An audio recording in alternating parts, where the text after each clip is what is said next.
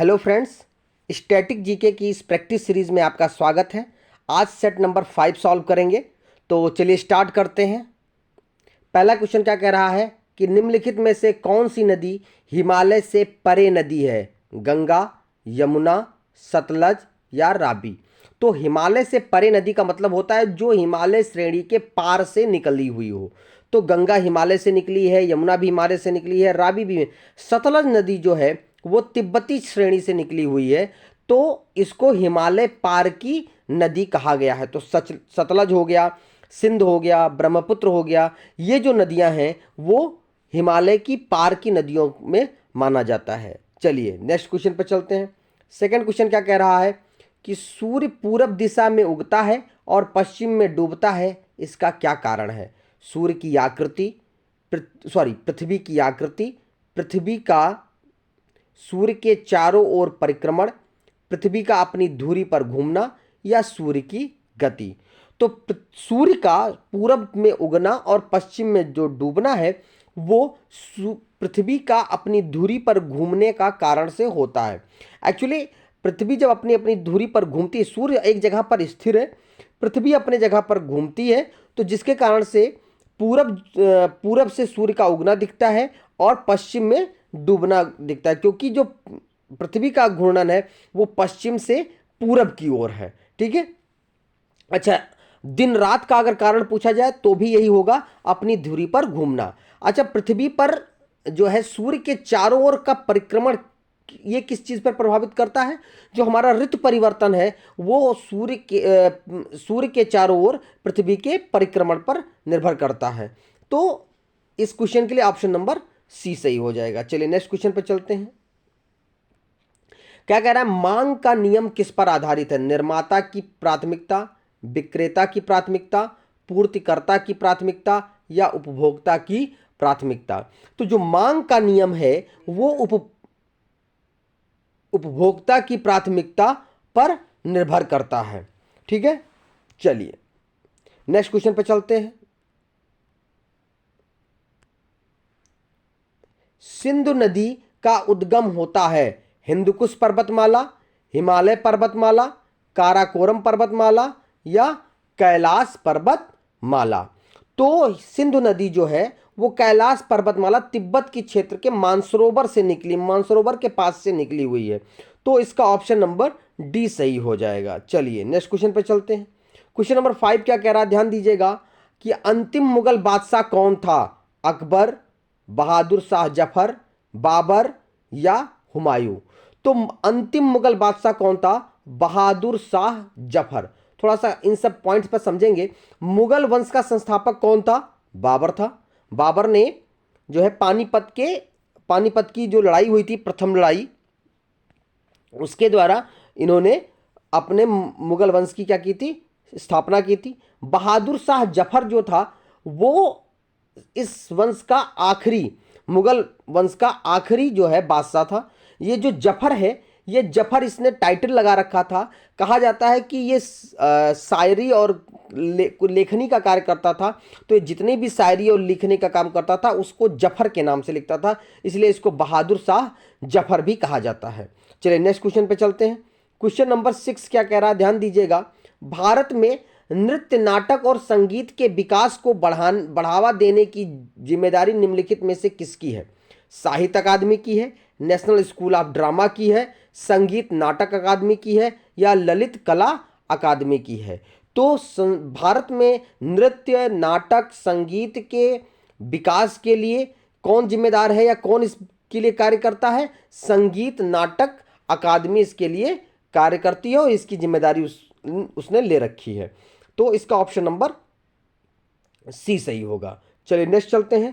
Question number 7 क्या कह रहा है कि निम्नलिखित में से बौद्धों का पवित्र ग्रंथ कौन सा है? उपनिषद, वेद, त्रिपिटक या जातक। तो बुद्धों का जो पवित्र ग्रंथ है वो कौन सा है? त्रिपिटक है। 3 पिटक है, सुत्त पिटक है। ठीक है, तो 3 त्रिपिटक है, जिसमें 3 पिटक कौन कौन से हैं? एक है सुप्त पिटक, एक सुप्त पिटक है, एक है अधिधम्म पिटक और एक आपका है विनय पिटक। तो 3 पिटक है। कौन कौन से? सुत्त पिटक, विनय पिटक और अधिधम्म पिटक। ठीक है, चलिए नेक्स्ट चलते हैं। क्वेश्चन नंबर 8वां क्या कह रहा है, निम्नलिखित मगधों के राजवंश के कालानुक्रम में लिखिए। इनको एक कालानुक्रम में बैठाना है। तो सबसे पुराना वंश हर्यक वंश था, उसके बाद शेषनाग शिशुनाग वंश आया है, उसके बाद नंद वंश आया और नंद वंश के बाद में मौर्य वंश आया है। तो 4 हो गया, फिर 2, फिर 1, फिर 3। तो 4 2 1 3, तो ऑप्शन नंबर सी हो जाएगा। तो सबसे पुराना वंश कौन था, हर्यक वंश, फिर उसके बाद शिशुनाग वंश, फिर नंद वंश, फिर मौर्य वंश। चलिए नेक्स्ट चलते हैं। नेक्स्ट क्वेश्चन क्या कह रहा है, क्वेश्चन नंबर 9 को देख लीजिए। कह रहा है निम्नलिखित में से किस निर्देश, कौन सा ऐसा कमांड है, कंप्यूटर का एक सवाल है कि उसके द्वारा डी बेस मतलब डेटाबेस में सॉर्टिंग का काम किया जाता है। सॉर्टिंग मतलब एक सीक्वेंस में बिठाना होता है एक सिस्टम में। तो उसके लिए ऑप्शन नंबर बी सॉर्ट का प्रयोग किया जाता है। किसका, सॉर्टिंग के लिए सॉर्ट कमांड का प्रयोग किया जाता है। तो इसका ऑप्शन नंबर बी सही होगा। चलिए नेक्स्ट क्वेश्चन पे चलते हैं।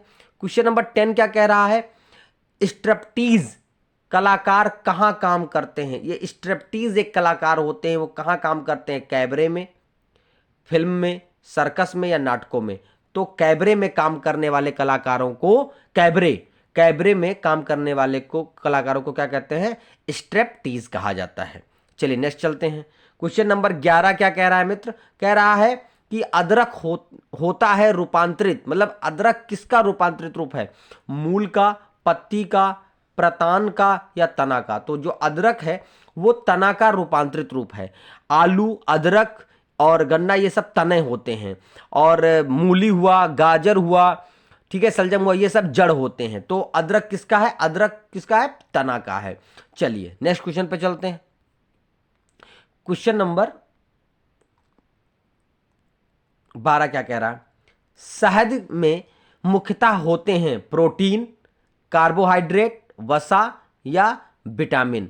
तो शहद में मुख्यतः कार्बोहाइड्रेट पाया जाता है, सर्वाधिक मात्रा में क्या पाया जाता है, कार्बोहाइड्रेट पाया जाता है। चलिए नेक्स्ट क्वेश्चन पर चलते हैं। क्वेश्चन नंबर 13 क्या कह रहा है, निम्नलिखित में से जैव निम्नीकरण बायोडिग्रेडेबल अपशिष्ट कौन सा है, मतलब जो आसानी से गल जाते हैं या जो आसानी से नष्ट हो जाते हैं, ऐसा कौन सा अपशिष्ट है, ऊन, पॉलीथीन बैग, प्लास्टिक और नायलॉन।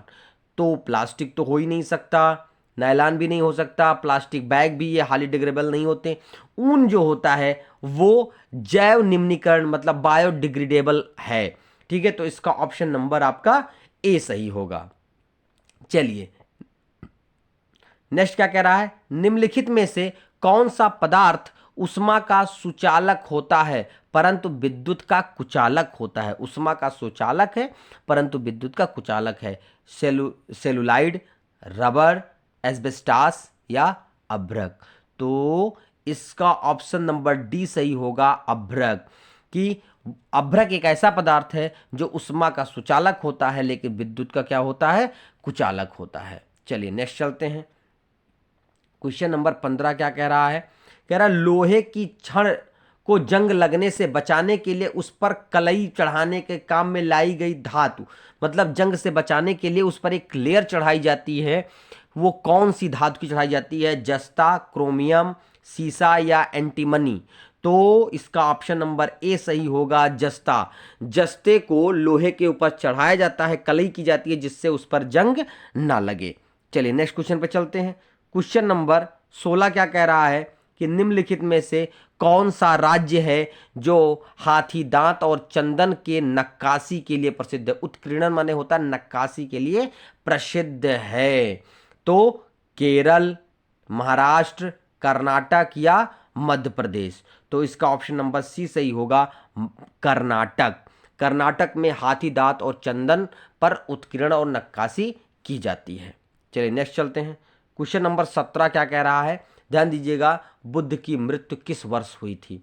483 में, 483 ईसा पूर्व, 438 ईसा पूर्व, 453 ईसा पूर्व या 468 ईसा पूर्व। तो इसका ऑप्शन नंबर ए सही है, 483 ईसा पूर्व में बुद्ध की मृत्यु हुई थी। चलिए नेक्स्ट क्वेश्चन पे चलते हैं। क्या कह रहा है कि चंबल नदी का उद्गम स्थल कहाँ है? तो कहाँ से निकलता, किस राज्य से निकलती है? उत्तर प्रदेश से, मध्य प्रदेश से, बिहार से या उत्तराखंड से? तो जो चंबल नदी है ये मध्य प्रदेश से निकलती है। कहाँ से निकलती है?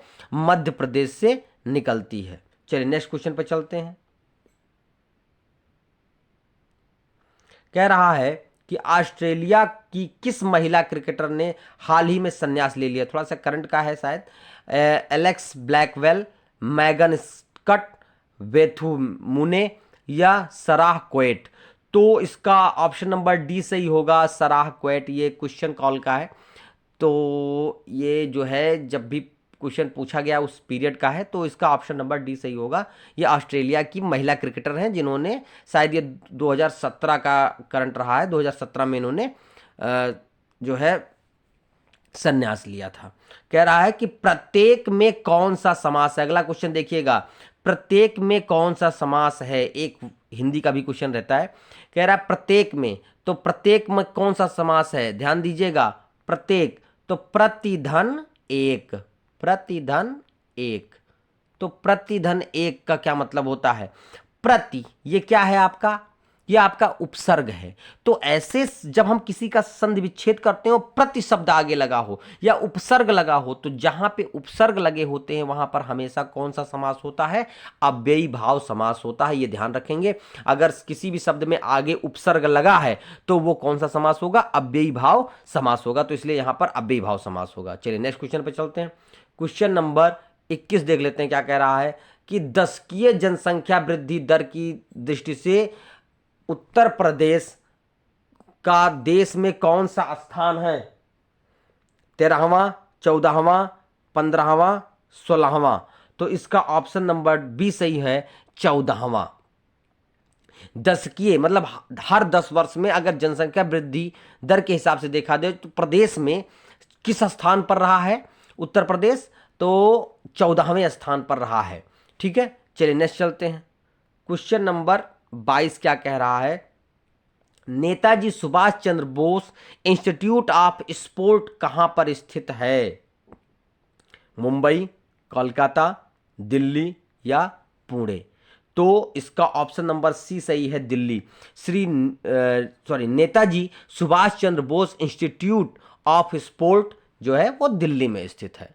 चलिए नेक्स्ट चलते हैं। क्वेश्चन नंबर 23 क्या कह रहा है कि विश्व में सर्वाधिक जागृत ज्वालामुखियां कहां पाई जाती हैं या कहां पर स्थित हैं? आंध्र महासागर के आसपास, प्रशांत महासागर के आसपास या हिंद महासागर के आसपास या आर्कटिक महासागर के आसपास? तो विश्व में जितनी भी जागृत ज्वालामुखियां हैं वो प्रशांत महासागर के आसपास के क्षेत्रों में पाई जाती हैं। तो इसका ऑप्शन नंबर बी सही होगा, प्रशांत महासागर। चलिए नेक्स्ट चलते हैं। क्वेश्चन नंबर 24 क्या कह रहा है कि भारतीय संविधान की प्रस्तावना में निम्नलिखित में से किस अभिव्यक्ति का प्रयोग नहीं किया गया है? तो प्रस्तावना की बात है, प्रस्तावना में कौन सा शब्द? सर्वसत्ताधारी लोकतांत्रिक गणराज्य, ये शब्द का प्रयोग है। समाजवादी भी शब्द का प्रयोग है प्रस्तावना में। धर्मनिरपेक्ष भी, धर्मनिरपेक्ष, पंथ निरपेक्ष शब्द का भी प्रयोग। संघीय शब्द का प्रयोग भारतीय संविधान की प्रस्तावना में नहीं किया गया। किसमें नहीं किया गया है?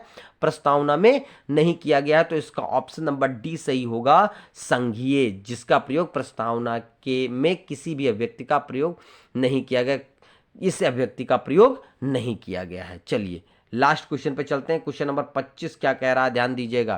कह रहा है निम्नलिखित में से कौन सा अधिकार अभी भारतीय संविधान का एक मौलिक अधिकार के रूप में नहीं दिया गया? मतलब कौन सा ऐसा हटा दिया गया? इनके कहने का मतलब है समता का अधिकार, स्वतंत्रता का अधिकार, संपत्ति का अधिकार या शोषण के विरुद्ध अधिकार। तो समता का अधिकार तो है ही है, ठीक है, स्वतंत्रता का भी अधिकार है, शोषण के विरुद्ध भी अधिकार है। संपत्ति के अधिकार को भारतीय संविधान से हटा दिया गया है। 44वें संविधान संशोधन 1978 में इसको हटा दिया गया और इसको कहां जोड़ दिया गया है? 300A में इसको जोड़ दिया गया। तो यह भी ध्यान रखने वाला पॉइंट है कि किस संविधान संशोधन द्वारा इसको हटाया गया है, कहां पर जोड़ा गया है, ठीक है, इसका ध्यान रखना है। तो ये हमारे आज के 25 क्वेश्चन थे। अगर आपको हमारा कंटेंट अच्छा लगता है तो प्लीज़ इसको लाइक एंड शेयर जरूर करें। फिर नए वीडियो नए सेशन के साथ मिलेंगे, तब तक के लिए जय हिंद, जय भारत।